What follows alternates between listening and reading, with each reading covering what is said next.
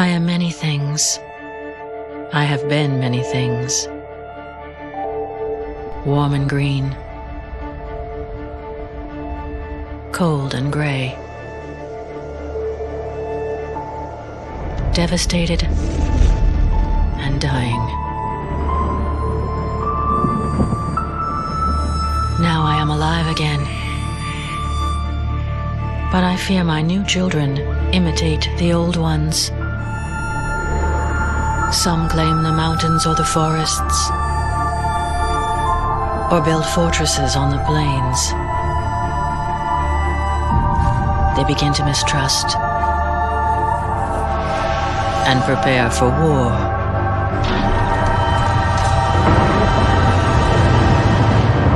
Still, I love them as only a mother can, and now I fear for them. I feel the winds of change begin to blow, and this time it may be an all-out storm.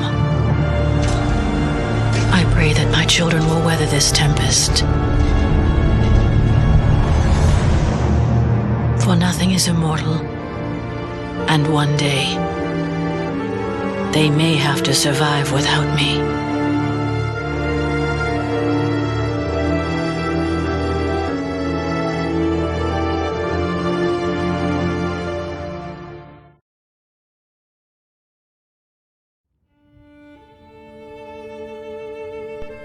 Alright.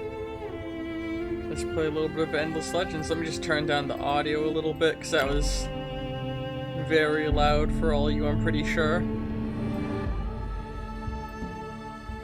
So that should be better. You know, still audible, but not, like, you know, overwhelmingly loud. So, this is a fantasy-style Civ builder game.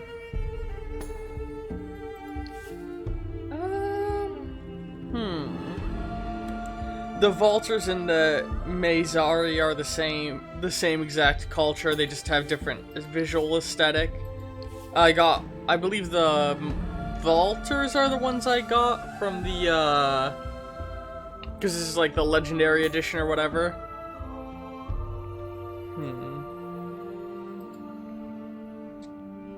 So every single group plays a little differently. Hold on, is there a way for me to... Yeah, here we go. There's a set of DLC races I don't have. So the whole bit with the Wild Walkers, I believe... faction of creation and builders, these people strive to bind rocks and trees into great living monuments. The relationship with dust. Dust is like a magical powder found within the world. It is used as both the currency and to fuel certain magical abilities you get. The relationship with dust is intense and dangerous. Under its influence, they can explode into berserker rages. I would love a tabletop RPG set in this world. So, there's several victory types like ways to win, just like in the game Civ. In this case, these guys win. I believe wonder means they can build a certain structure to win. Anyone can do any victory path, but they're all leaned toward one more than another. I've not actually played these ones, so I don't know exactly how they play. These are just, I believe, the faction unique units. Broken Lords are fun. A faction of knights dependent on dust for survival.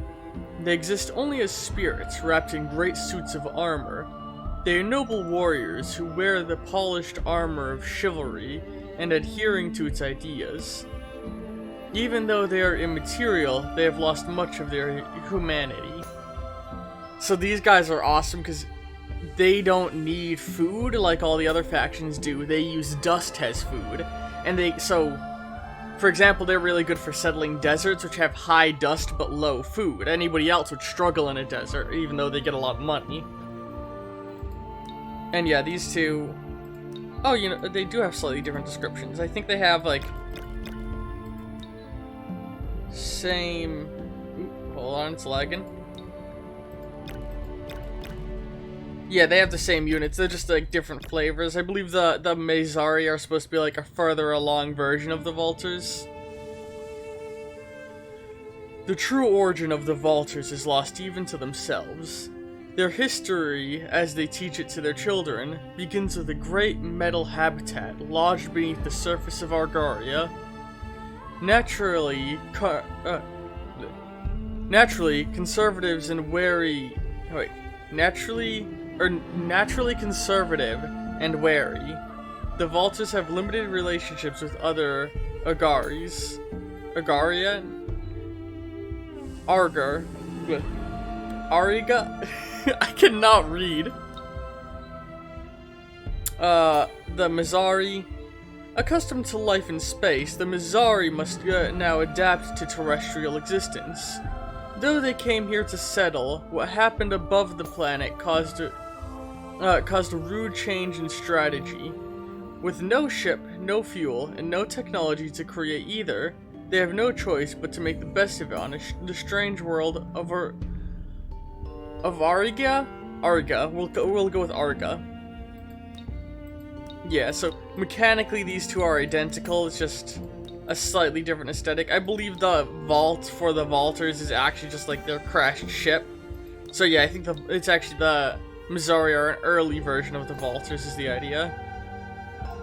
You can even see in that they have similar colors. Necrophage. A hive people that survive by ingesting or converting others as they infect them with their plague. The necrophages are scavengers and survivors, always hungry and hostile. They are viewed as scourges by other planets. So these are like your warmonger race. I believe like they eat through food way faster than others. This is another warmonger race, the Ardent Mages. The primordial power of these sorcerers comes from their anger. Having survived a long history of slaughter and starvation, the powers that they discovered and permitted them to survive were those based on dust magic, agony, and rage. The roving clans are really cool. So they're nomads, and that's actually reflected in gameplay. They can pick up any of their cities and move it somewhere else. What's that round thing? Wait, what round thing? This thing? That's a race that I can't play as. I don't have these 5 DLC races. I would like to have them, but... yeah, the roving clans... yeah. They can, like I said, they can pick up and move their cities to entirely new locations, which is awesome. Traders, explorers, and adventurers. The roving clans are nomadic and mercantile, traveling Agara. That's what we agreed on, Agaria, Ariga, Ariga? God, whatever. On their great beasts of burden. The clans bring commerce and hard-headed negotiations to the far corners of the world. These guys are interesting because they're diplomatic focused, and they start off, everybody starts off knowing them, and they start off knowing everybody else. So they can start working towards, like, peace alliances and stuff much faster than everyone else. An ancient and venerable race. The scholars of Draken prize lore, history, and wisdom above all things. Few in numbers, but exceedingly powerful, they do not seek war, but rather relationships, information, and knowledge. Faction histories, artifacts, and ruins are highly prized by Draken, the Draken, while wealth, military power, and advanced technologies are viewed as insignificant. So sort of like great historians. And then these ones are terrifying. They're really unique in that they only have one city, ever. They have to expand by conquering other people and taking land from them, but they're able to integrate more sub-races than anyone else, because the game will have sub-races scattered around that you can integrate, but you're capped on how many you can do. I believe these guys, either they have no cap or they have a much higher cap. Also, they're just fucking terrifying. These... Hey, if I had to go through, probably good guy, villain, good guy, villain, villain, good guy, villain. But, this strange call is led by two creations that are the remnants of the Endless. The Queen, imprisoned within her indestructible throne in the capital city, and the Unspoken, a wandering and perhaps insane being of enormous power. Left alone on the planet for millennia, they have turned against their creators and sworn to destroy every trace of their existence. To do so, they recruit, train, and arm lesser beings from the tribes and vagrants that live scattered across the surface of Agaria. Regardless of where they are, or to whom they have previously sworn allegiance, when a tribe turns to the cult, it does so until its death. Monolithic, fanatic, and ever-expanding, the cult of eternal end will spare no effort, cost, or sacrifice to see that its will is done. So, what do you all think I should play? I am leaning towards Valter's Mazzari or Wild Walkers, just because they don't have a lot of, as far as I'm aware, they don't have unique mechanics like the other ones, like Broken Lords not having food, roving clans, moving cities, these guys having one. These guys, like, being more diplomatic, focused, and starting off knowing everyone. These ones burning through food, and I forget what these ones' special mechanic is, but I know they have one that's focused on, like, their magic being derived from suffering. But these three are sort of the base races, I feel like, and I want to play one of them for the first run of this that I stream. So, anyone in chat have any suggestions? For now, I'm gonna select the Wild Walkers, but let me know if you want something. Wait, what is... Oh, wait, can you custom? I think you can make a custom class. We're not gonna do that right now, though. But yeah, like, I never realized you could make custom civilizations. Yeah, I'm gonna select Wild Walkers for the moment, but I'm gonna let all of you roll in votes while I set up some NPCs. Yeah. Alright, we're gonna play as Mazzari, from the way things are looking. And we're gonna play with Wild Walkers here. So that's what we're gonna set up with. So let's lock everything in. So yeah, a lot of that's probably gonna get cut out on YouTube end. So we're going with Agrarian settings, all of its default stuff, and we're just gonna slide in with all 8 factions. God, there's a lot of expansions I don't have. I should get them at some point. This might take a little bit. Yeah, I've just been thirsting for a Civ type game, but honestly, I haven't enjoyed the actual Civ games in a while. Like, I enjoy Civilization, but like, it's very samey. If they made another Civ game, since every game adds new mechanics, I would love if the next Civilization had like some weird, bizarre alternate game modes, like they've been playing with a little bit in the newest one. Like make lean even more into that. Like make Sid Meier's Beyond Earth its own entirely separate. Like rather than it being a separate game, make it a whole game mode in base Civ, where you could just play a Beyond Earth type setting and give us like other bizarre settings. I think that would be fun. Like they have the Red Death Battle Royale. Give us a Red Death Civilization, where we can build in a post-apocalyptic Earth and have a post-apocalyptic Civ. Our legend spoke of a great journey beneath the stars.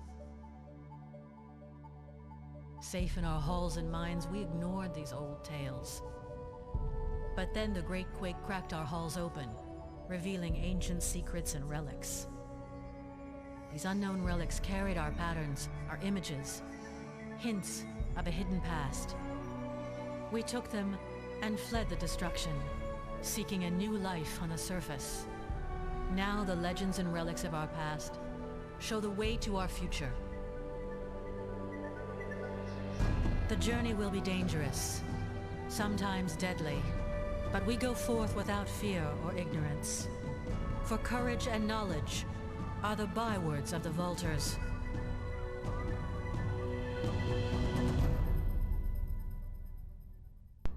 Yeah, you see, even though we're playing the Missouri, we got the Vulture intro, because the Missouri are just a reskin of the Vultures. Yeah, and by default, I know these guys immediately. Peace be to Agaria, and to you. May our conversations be both civil and frequent. I don't think I want to... Oh. This is letting me know that the Frozen Fang hero exists. Here we go. This is my... Oh yeah, this is just letting me know I have the Missouri. I think it's because this is the first time I booted this game up in a long time. I think so. I've not seen these things. Sorry about my neighbor's motorcycle. Yeah. No fuel note. Yeah, see, reskin of the Vultures faction. Previously unlocked by the Dungeon of Endless founder or Crystal Pack. So, yeah, I don't really think we have anything we want to say with these guys in particular.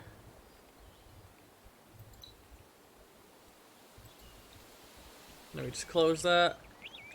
Yeah, so you can see, in diplomacy, we're in a Cold War. This is fun. So, Civ, everyone always starts at peace permanently, but this game you actually have to work toward peace. So, during this period, empires can attack each other's armies within non-colonized regions without declaring war on each other. An empire can freely attack enemies in its region. A player's armies can roam freely in the region of other empires whom their players at Cold War with. So, we can enter each other's territory, but if we're not in our own territory, they're free to attack us. But if we're in our own, they can't hurt us. Oh, this is... Ooh. Is that... We're having some frame rate problems on the stream according to my Streamlabs. So we're just gonna quickly pop into settings. I feel like good frame rate is more important for you guys than good graphics. So we're just gonna turn down the graphics a little bit to make sure that the game has a good frame rate. Also, I love that they leaned into the hexagonal format of this game. So this is our starting Civ. You can see right here are ruins, because there was ancient civilizations on this land long before us. The shape and size of this ruin indicate a region or community purpose it in better shape, a region or community purpose. In better shape than some other sites, they certainly are worth investigation. I want to quickly turn on, where is it? Yes, yeah, so this lets me turn on the grid, but I don't think I need that. There we go, yield icons. So lots of signs here. Right here is a titanium deposit. Occurring in mineralized form, the extraction of titanium is a complex process for an alchemist, but the effort is worth it.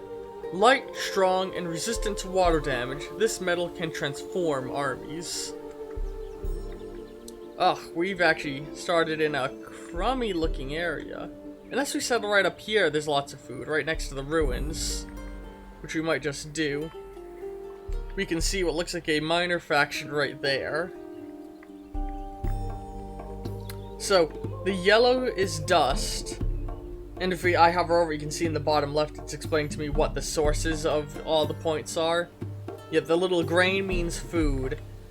These gears mean, like, production material, and 3 means scientific research. So we started in a harsh, rocky environment. Now, this is probably a dumb idea, but what I always love to do with the Vultures is settle my very first city immediately where I stand. because that's where the vault cracked open. And we're gonna call it the vault.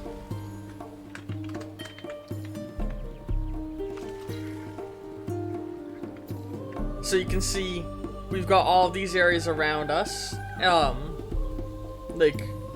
So what I like is the things around us are automatically being worked. We don't need to assign people to it like in Civ. Same goes for the central tile. Our people, though, we can assign to increase the production in certain areas. So up top is how much each worker would do if I put them on it. Then the middle one is what the city is producing on its own.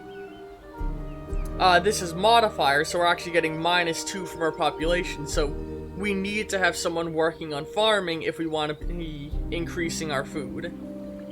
So it's food, production, science, dust, and then there's this, which is influence. Influence is spent on making, like, political decisions. I've always been bothered by influence being a resource in a lot of these games, but, you know, sometimes just how things have to work. We're gonna start off by building a Founders Memorial. This one-time construction creates a memorial to your leadership and the founding of your empire. Commerce, patriotism, and politics will ensure it grows quickly. So, I view this as, you know, a memorial to the people of the great ship who traveled the stars before us. And we can set up a queue of building multiple things. Boroughs are used to expand our city's reach, but we need to sacrifice population in order to build them, so we can't build it yet. This is just letting me know that thing was a thing, so let's dismiss that. And now, let's take our explorers. It's 2 Marines, being led by Avari Laskman II. So Avari is a hero. A very cool mechanic this game has. Heroes can be specially equipped and have unique abilities, and they lead armies. The Marine soldiers, we can actually equip them, but not here. We have to go here. Is it here? Not here. This just lets me view all of the people I actually have. Oh no, yeah, it is in here. Oh, hold on. So if I click edit, I can make edits to how my settlers work, and every new settler I build will have this style, while my old settlers will remain as they were until I upgrade them. So you can sort of make multiple unit builds, similar to Hearts of Iron in a way. This is my hero viewer, where you can, like, if I look into skill tree, heroes have a big skill tree that they can level up. Yeah, the game's got some awesome mechanics. So yeah, let's take our hero, send them over here. Okay, it's a new minor faction, the Nydia. Though bird-like in appearance, the Nydia are closer to humanoid than one might think. The young are birthed, not hatched, and like other advanced peoples, their habitats are carefully chosen for defense, foraging, and observation. So, we can just try and assimilate them. Right now, they view us as, like, encroaching on their territory, essentially.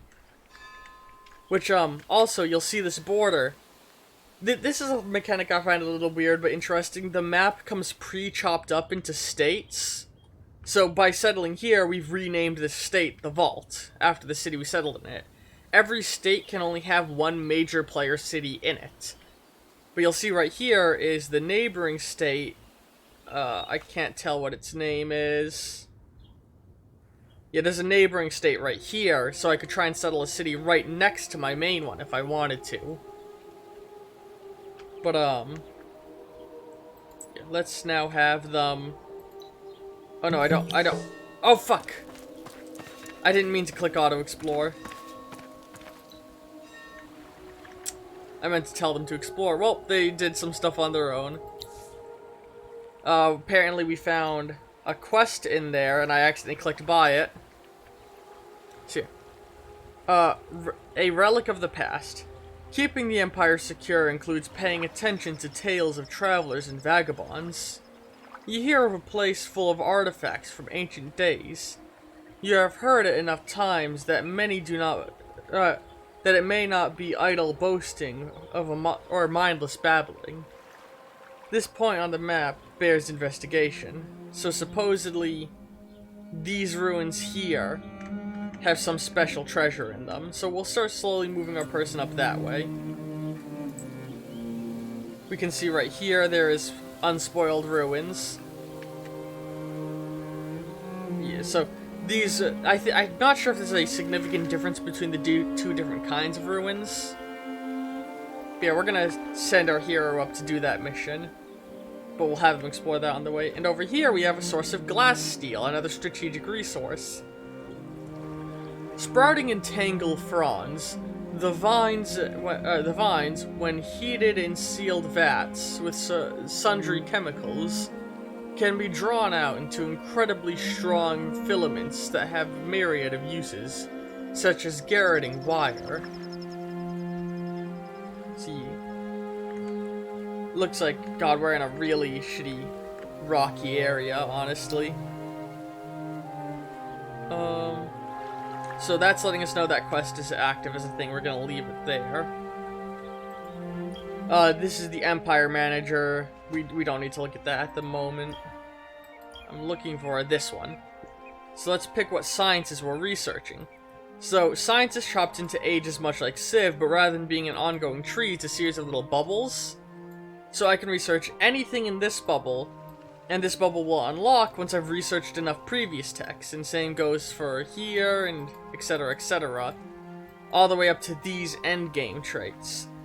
There isn't, or I believe you beat the game, or to get the science victory, you have to research all of the sciences in this end tree, but even on these just alone are super big buffs.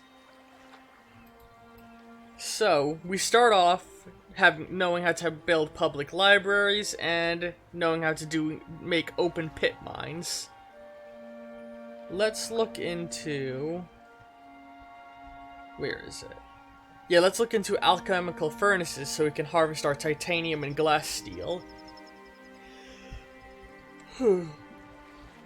At the heart of titanium and glass steel extraction method is a vast furnace used to smelt and purify resources out of their mineralized form. Alright. And, there should be a thing, where is it? Eventually I'll get to make this, oh yeah, in 19 turns. In 19 turns I can restructure my empire's plans. And winter is coming anywhere from 10 to 30 turns. So we've got minimum 10 turns of safety before winter rolls in. We really want to get working on our farms because of what a desolate land we're in. Actually, thinking about that, I might change my research away from alchemical furnace to seed storage. We might need that much more. So I'm actually gonna, come on, turn off that, and instead we're gonna research seed storage. Seeds of domesticated plants are stored for sowing, making crops more reliable and increasing the amount of food production. Because we're really gonna need food before winter rolls in.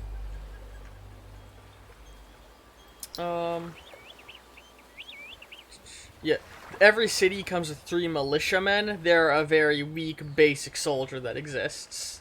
We can also assign heroes to be governors of cities if we wish, but right now I only have the one. Insulting the earth is a research that you can do to destroy a city. So I think we're done with our first turn. Let's turn off the yields, because we don't need to know that now. And end turn.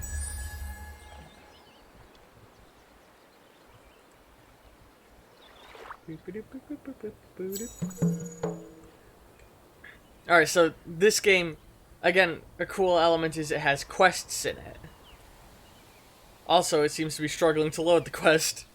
New quest added. Wide lands, wide eyes. They call themselves the Vaulters. So I believe it's this guy here, right here, like right here, that's speaking. Oh, I just realized. Is my mouse in a different position for you guys than it is for me? It's the robot-y looking guy. Yeah, that's weird. My mouse, right now my mouse is on the dude's face for me. But in the stream projection, it's underneath the table. How bizarre. Huh. But yeah, so this man right here is the one speaking, the robot man. They call themselves the Vultures. They found me scorched and blackened in an ancient cavern that their people had long forgotten. How long had I lain in darkness? Only the stars know. But my limbs, rusted and groaning, tell me ages must have passed. I will never forget the looks on their faces. Haunted, awestruck, but above all, fearful. The realm that they called home, the subterranean paths and chambers that riddled the planet, had come under attack from some cataclysmic force, had shaken and split and ruptured, decimating their numbers. Their leader, the first of a bloodline as she is known, recognized in me something valuable, and brought me back to life with life in that dusty crypt. For this, I will be eternally grateful. I vow to be her faithful servant until the end of days, wherever that may lead. Now, they retreat to the surface, where they believe they will find respite, where they hope they will find answers. First of bloodline, Zolia, has made the first priority the assimilation of local tribes, while they strike out into unknown lands under the sky's watchful gaze.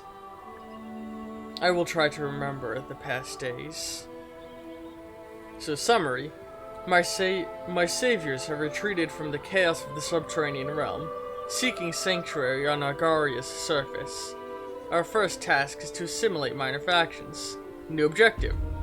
In a region that belongs to your empire, pacify at least one village of a minor faction and assimilate them. Reward, 15 titanium. Will I actually be able... I hope I can get... I don't know if I'll be able to get to these ruins within 4 turns, but I can try. So let's send them here. That's the search button. Ooh, also new resource here. Emeralds deposit. A luxury resource.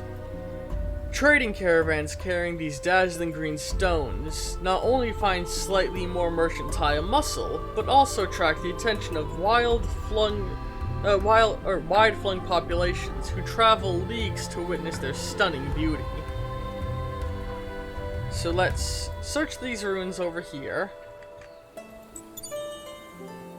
You search the location, or your search at the location was worth the effort. 5 titanium. Alright, let's go up. And let's head here. 4 turns to make it up there.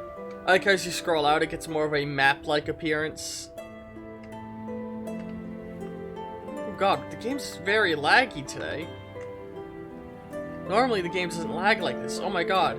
Game, chill. I think it's because I'm streaming at the same time. The game's a little like... So let's just go ahead and turn down the graphics slightly more to help it run stable.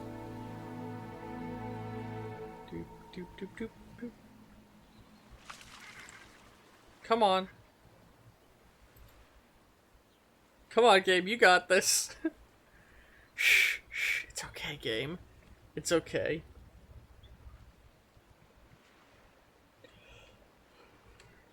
Oh my god. The game is pooping itself. Uh-oh. Holy shit, we've already been going for 40 minutes.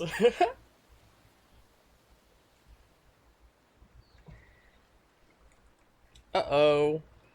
Uh-oh. Game's dying a little.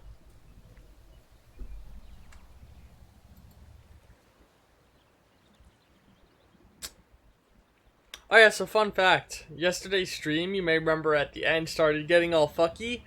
As soon as I stopped streaming, my computer blue screened. So that was fun. Huh. So it looks like the game's pooping itself. I think. Yeah, I need to close the game. Well, I will be back momentarily. I'm going to use that as an opportunity to break the episode on YouTube. We may need to start a new game if an autosave didn't go through already. I'm going to take this moment to also go and get some food because I haven't eaten yet today, so we'll be right back.